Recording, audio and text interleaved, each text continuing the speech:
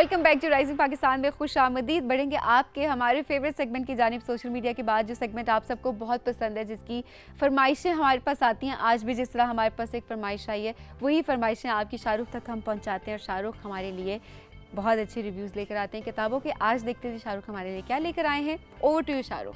Good morning और मेरा सलाम मेरे प्यारे पाकिस्तानियों के लिए। दोस्तों, कराची पाकिस्तान की शहरग है, यानी कि जगलर वेन। ये हमारा फाइनेंशियल कैपिटल है जिसमें करोड़ों लोग रोजाना अपनी जिंदगी बसर कर रहे हैं। इंटरेस्टिंगली, कराची वाले इससे मोहब्बत तो बहुत करते हैं, लेकिन देखने में ये आया है कि अक्सर औकात इसकी तारीख से नाआशना रहते हैं। इसी बात को मद्देनजर रखते हुए मैंने आप लोगों के लिए एक बेहतरीन किताब सेलेक्ट की है जो कराची के माजी, हाल और मुस्तकबिल को डिटेल में कवर करती है।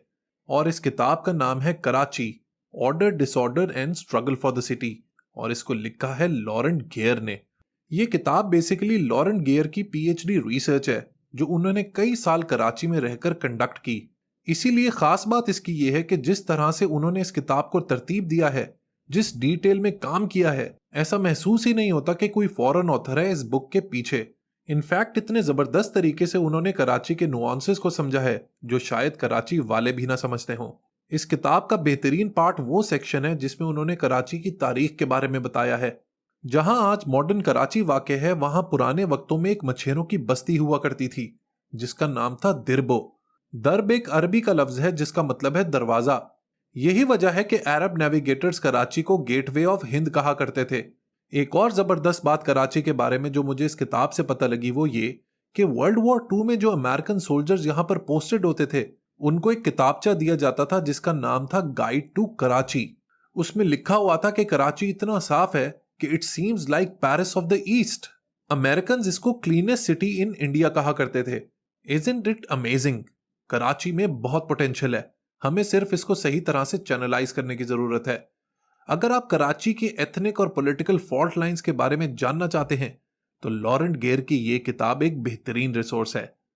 दोस्तों, शायद आपको याद हो कि आज से कुछ हफ्ते पहले मैंने मुमताज मुफ्ती साहब की एक जबरदस्त किताब अलीपुर का एली आप लोगों को रेकमेंड की थी। इस किताब का दूसरा हिस्सा उन्होंने लिखा था इस किताब अलख नगरी की शक्ल में। ये दोनों किताबें दरअसल मुफ्ती साहब की ऑटोबायोग्राफी यानी कि सवाना उमरी हैं।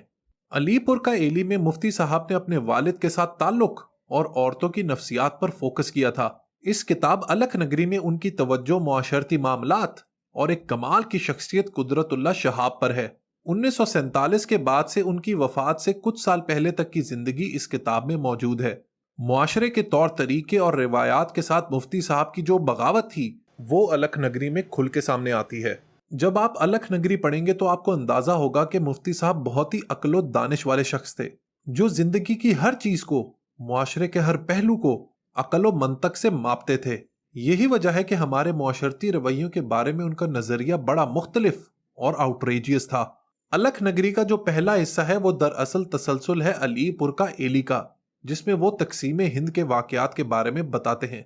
दूसरे हिस्से में जैसा कि मैंने आपको बताया वो अपने दोस्त कुदरतुल्लाह शहाब का डिटेल में जिक्र करते हैं। शहाब साहब की क्या बात थी, मुस्तकबिल में उनके बारे में भी जरूर गपशप लगाएंगे।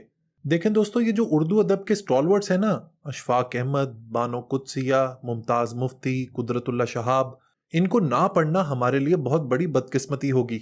ये हमारे लिए वो खजाना छोड़ गए हैं जिससे मुस्तफीद होकर हम अपनी जिंदगी को बेहतर कर सकते हैं। लिहाजा इनकी किताबें जरूर पढ़ा करें। बहुत शुक्रिया Shahrukh, thank you so much. और आज भी रिकमेंडेशन आई हैं, वो आप भी रिकमेंडेशन सुन लें। आप भी हमारा प्रोग्राम देख रहे होते हैं, हमारे साथ दे रहे होते हैं।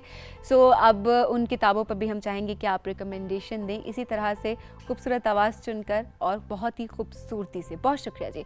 हम चलेंगे अब एक ब्रेक की जानिब। ब्रेक से जब हम वापस आएंगे तो आपको लेकर चलेंगे कराची और आपकी मुलाकात करवाएंगे टीवी एक्टर, हमारे सीनियर एक्टर हैं औरंगज़ेब लगारी साहब। उनसे हमारी मुलाकात हुई है, उनसे हमारी गपशप हुई है।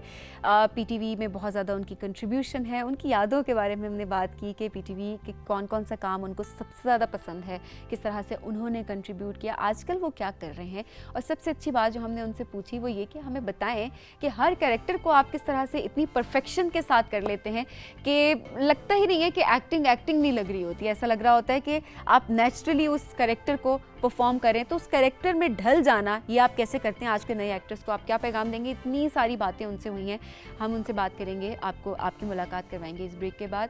कहीं मत जाइएगा, ये राइजिंग पाकिस्तान।